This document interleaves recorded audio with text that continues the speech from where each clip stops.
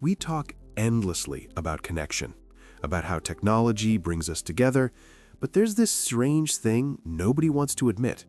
You have 1,000 followers, group chats that never stop buzzing, and yet when something actually goes wrong, when you need someone to talk to at 2 a.m., you realize you have nobody to call. Despite being more connected than any generation in history, you're lonelier than you've ever been. And here's what nobody tells you. Your brain knows the difference. Picture this. It's your birthday. Your phone has been buzzing all day, happy birthday with a cake emoji, 50 people reaching out. You scroll through them all, you reply with thanks and emojis, and then you put your phone down and you sit there, alone. Your brain doesn't register those messages as connection, it registers them as noise. Because what your brain is looking for is physical presence, eye contact, voice tone, someone actually sitting next to you. The notifications keep coming and the loneliness gets worse. Neuroscientists call this high-resolution connection versus low-resolution connection. High resolution is face-to-face interaction, where you read micro-expressions, hear vocal inflections, sense body language. Your brain processes this in real time, releasing oxytocin, creating actual connection. Low resolution is everything else. Text, likes, comments. Your brain receives the information, but it doesn't trigger the same response. It's like trying to eat a photograph of food. Your brain sees it, but it doesn't satisfy the hunger. You're filling your day with hundreds of low-resolution interactions and wondering why you still feel starved. Social media creates an illusion of closeness that prevents real connection. You see someone's life in real time, their breakfast, their thoughts, their struggles. Your brain interprets this as intimacy. But when was the last time you actually talked to them, not commented, actually had a conversation where you both shared something vulnerable? Psychologists call this parasocial intimacy. You feel close because you're observing their life, but they're not observing yours. Everyone performing intimacy, nobody experiencing it. You've confused surveillance with friendship. The data is brutal. The number of Americans who say they have no close friends has quadrupled since 1990. 1 in 5 people have zero confidants, 0 people they could call in a crisis.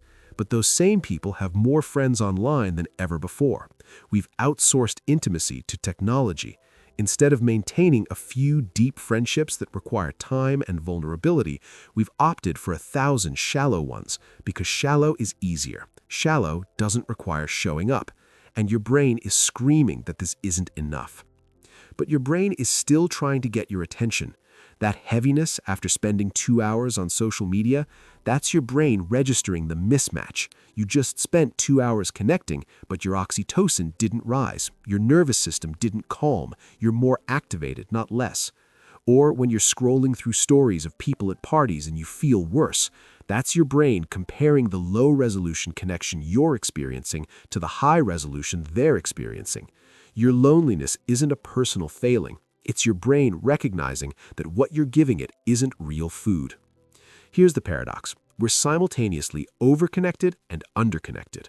Overconnected to information, underconnected to presence, to the handful of people who would actually show up.